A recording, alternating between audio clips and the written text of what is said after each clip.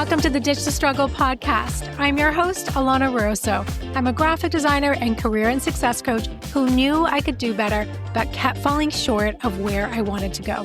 From career struggles and anxiety to feeling like nothing is ever going to work out, I'm here to explore all the messy stuff that breaks us down and builds us up. So join me as we transform ourselves and finally ditch the struggle.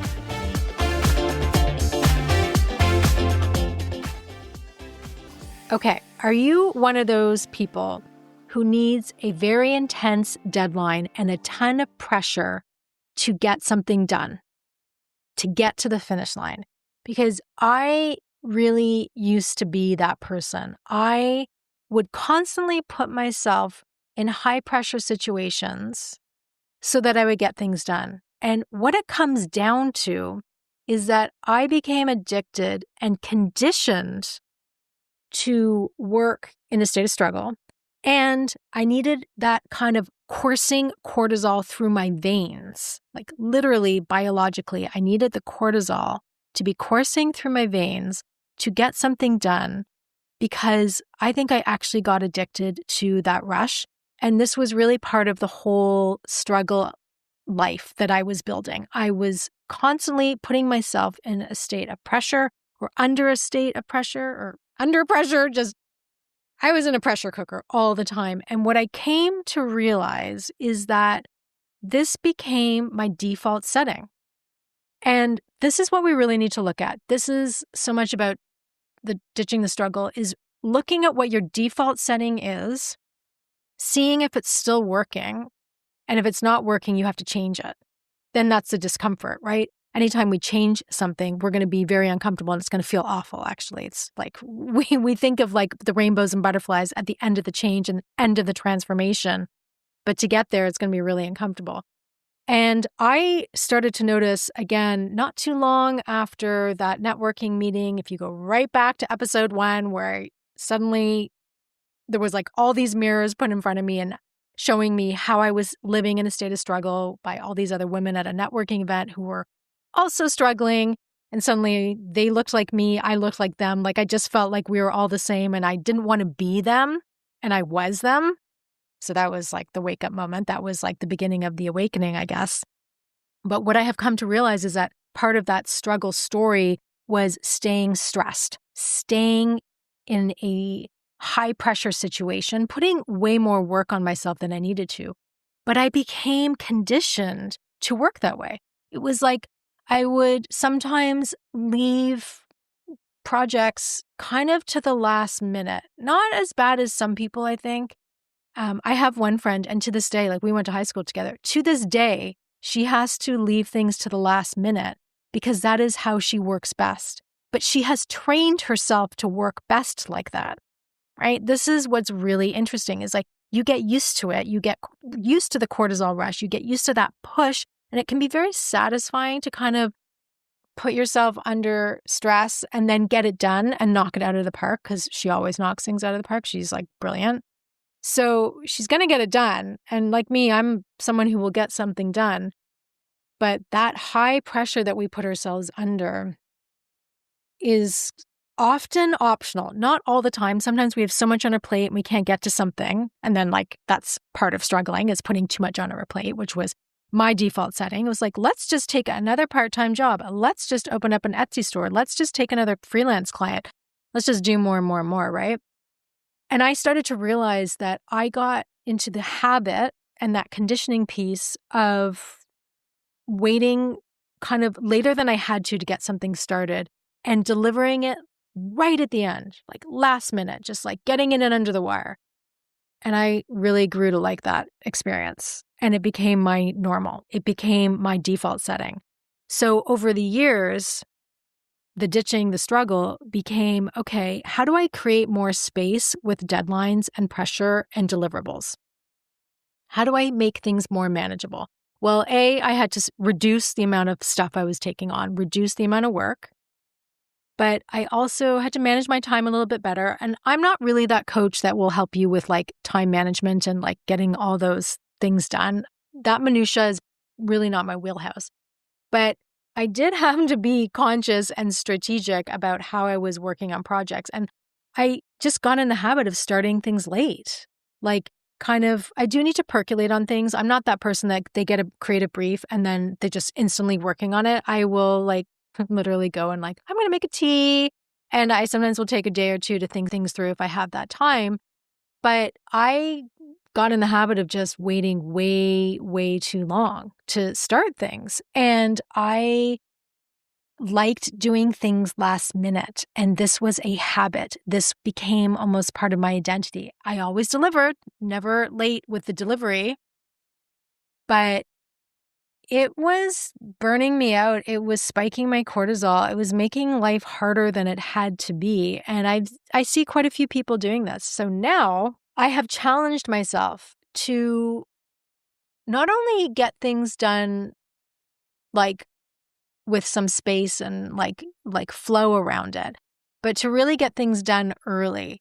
I think my favorite thing now is to get a project done for a client. Let's say it's due on a Monday, and I like to have it done by the Thursday before. This is ideal. I understand that, but this is often how I do things. First of all, I'm telling the client that I need, a specific amount of time.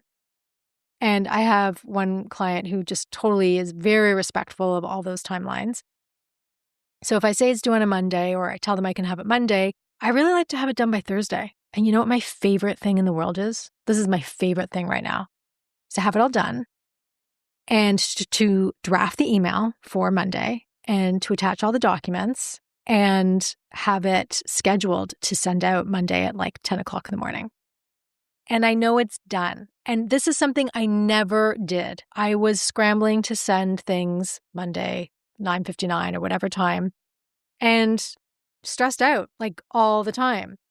Now I try as best I can to get things done early to put myself into a state of flow so that I can actually enjoy the weekend. I never did that. I never enjoyed my weekend. I would work right through it. And I would keep refining and refining and refining it until it was quote unquote perfect, which it never is, because I had more time. And I'm kind of ruthless now that I don't care if I have more time. I'm actually kind of obsessed with the word ruthless right now. I feel like I'm hitting my ruthless era.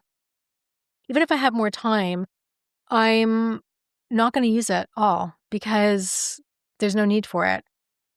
I will look it over one more time before I send it on the Monday. Absolutely. I love fresh eyes, as I've talked about in another episode. I hate sending artwork out on a Friday. I just think it, and I did this just literally 3 weeks ago, send art on a Friday. Didn't want to, but the client pushed and there were mistakes on it. So came back on Tuesday, oh, we have to change this again.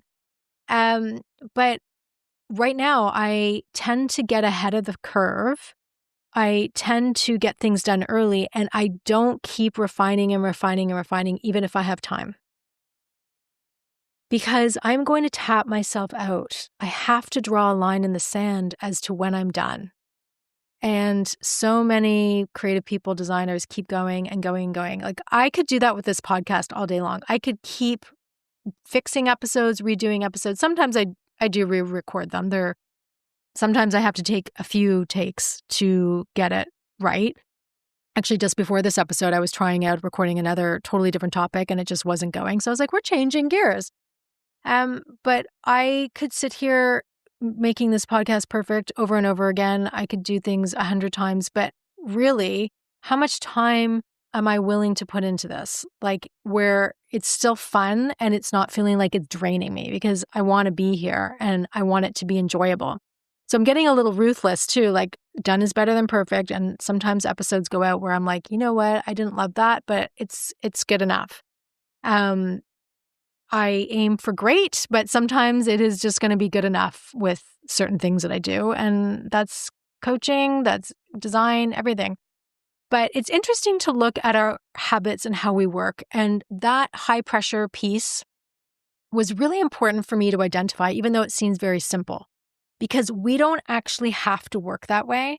Now, certain jobs will constantly put you in that state where your cortisol is spiking. And if, I have been in those roles and it is not enjoyable. That's why I hate working for ad agencies. That's just a level of pressure that I'm not interested in the rest of this lifetime. Not at all.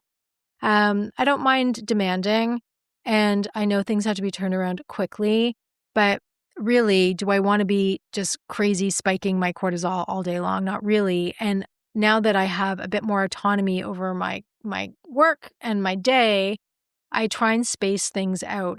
And what's interesting is that when I started kind of challenging myself to get things done early and not kind of keep reworking it, it felt deeply uncomfortable. I felt like I wasn't doing enough. I could do more. You can always do more. Where are you drawing the line? So I've had to challenge myself, like, where am I drawing this line? Like, where are we just going to stop? Or am I just going to keep going?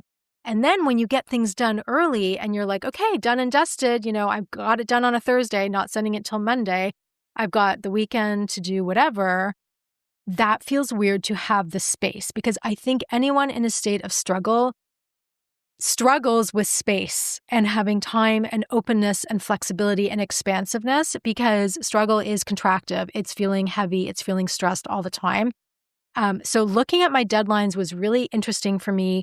And this took years to get used to starting things a little earlier than I may have wanted to, and stopping earlier than maybe I wanted to, so that I could get it done and have that breathing room at the end. It's like, now I'm like, this is amazing. I can take time on the weekend to do the podcast, do whatever else I want, and I don't have that looming pressure. But I was so used to that looming pressure of like, go, go, go, don't stop, do more, do more, do more, get it done.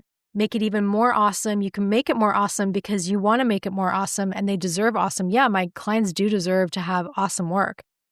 But again, where am I drawing that line? When do I get to be ruthless and just stop and say, this is enough? And it's different every project, every experience. But I encourage you to challenge yourself on how you're working in terms of deadlines and managing things. And are you putting yourself in a constant state of stress? And maybe you're not even consciously. But as I said, remember my friend who, still likes to work last minute and like put herself in that pressure situation. I did say to her, this is optional. You don't have to continue working like this. But, a lot of people will just say, well, this is just the way I am. I work best under pressure. I don't know if you actually work best under pressure, or that you've just been conditioned to think that, and then you have actually conditioned yourself by the habit and created this reality where that's all you know and that's all you feel comfortable with. Maybe you could actually deliver amazing results for your client, or get amazing things done with space. And I have figured that out. I have learned that the more space I have around something, the more time I have with something, that I can do it. I can do a good job, and I can let some of that space sit without filling it with more work and more effort. Sometimes I still go overboard and do too much, but I will say that I'm much more comfortable than I was. And that has had a huge impact on my physical, mental, spiritual, overall health. Just feeling like, okay, I have a bit of breathing room. And so now when I find myself getting closer to that, like stressed out, like delivering last minute, too much pressure, I do start to shut down. I feel really crappy. And I look back sometimes, I think, God, you operated like this all the time. And now when you sometimes have to operate like that because of, certain deadlines, things come up, you don't handle it too well. Now, part of that, I think, is a little bit of just age makes you less tolerant of certain things, which is a good thing. But a lot of it is that I had that old life, that old identity, and I have shifted away from it. And now it feels really uncomfortable to be the old way. Like, that's when you've made progress. It's like, I don't want to be that person that was a psycho workaholic. It's not appealing to me. And frantically getting deadlines done at 2 a.m. and sending things out for 8 a.m. to the client, and putting myself under that pressure when I really didn't have to. A lot of this was choice. I would tell myself it wasn't choice, that I just have to get it done. And this is the situation. I think I used to say that. This is the situation. This is what has to happen. Well, yes and no. Some of it had to happen. Some of it was me just putting myself into the experience so that it had to happen, right? I made the choice, to be in that stressful job or that stressful agency. And as I started waking up to how I was operating, I was like, I'm going to move away from that situation. I'm going to move away from those kind of people. That's also a huge piece. Super high-strung type A's, I can't handle a lot of that energy for too long because freaking out about stuff and doesn't get anything done faster. I'm pretty calm even when the sky is falling. And I've been told that. And I think that's a great quality to have because you just need to stay calm under pressure. And I still have a lot of deliverables, a lot of things to do for clients. And I've put myself in a position where every week I put out this podcast. So I have deadlines, I have things to deliver, but that's another example. I rarely am recording an episode like the day before it has to go out to publish because I don't want to be in that position. I like the space of having it done many days before it actually has to come out, sometimes weeks. That feels good to me, but that would not have felt good to me if I was trying to do this podcast, 20 years ago, 15 years ago. I would have been more scrambling. I would have been re-recording things way more times. I would have been making it more perfect, putting so much pressure under myself. And here's the thing, would the podcast be better if I was doing that? I don't actually know. And then it's like I look at other things I've done. Would the project that you've worked on be better with more time? Sometimes, but sometimes not. Sometimes you can overwork something. You can overthink something. And I can't even tell you how many times you make something amazingly perfect and the client doesn't notice or they don't care. So I am becoming a little bit more ruthless about how much time I'm spending to refine things, to do things again. You can keep going and do things over and over and over and perfect and perfect and perfect. Who is it really serving? Is it really serving the situation? Is it serving your ego? Is it serving the fact that you're just used to working that way and this is all you know? That was certainly for me. It was the way I did things. I thought it made sense. I thought it was good for me. I thought it made me a better worker, a harder worker. Maybe I thought it made me smarter to just keep going. There was massive payoff for being in that state of stress all the time. It made me feel productive, made me feel busy. Well, busy made me feel productive. And then I was attaching a lot of value to productivity. I still like to get shit done, but I've let go a lot of that as well. But yeah, I encourage you to look at how you're dealing with deadlines, how you're treating the space around your project, if you're giving yourself any space, or if you're filling every nook and cranny of your day, perfecting, redoing things, doing more. And what is that doing to your physiology? What is that doing to your body? What is that doing to your cortisol? Do you actually need to work that way? What would it look like if you had space and time around your deadlines and your projects? Can you actually imagine that? It's a great exercise to just imagine the opposite of what you're doing. And you're going to be like, I can't even imagine that. That's what people say often in a coaching session. They're like, well, I can't even imagine that. Okay, well, we're going to try. And the fact that you can't imagine it is because you haven't even let yourself entertain the thought that it could be different, that you could have a different experience because you're so ingrained in your experience as it is. And it totally makes sense. This is the way you've been living your life. But things can be different. You can shift things. You can have a more expansive experience. But often that means doing things differently, maybe not starting the project the day before it's due, starting it 3 days before it's due. It sounds obvious, but we put ourselves into difficult positions. We back ourselves into corners all the time. I certainly did that. And the more I backed myself into a corner, the more struggle I was creating. And that was just exhausting. Just exhausting. And I have chosen to kind of do things a little differently. I'm trying. I don't always get it right. I'm still really tired. I had a lot of burnout in 2024. But little shifts, micro changes, micro transformations for the win, I think are where it's at. It doesn't have to be Beyonce level changes, like this big, huge, crazy, magic transformation. It can be small. And looking at deadlines, how you're performing, and treating your deadlines can be really insightful and really helpful. And I encourage you guys to do it. Take care, guys.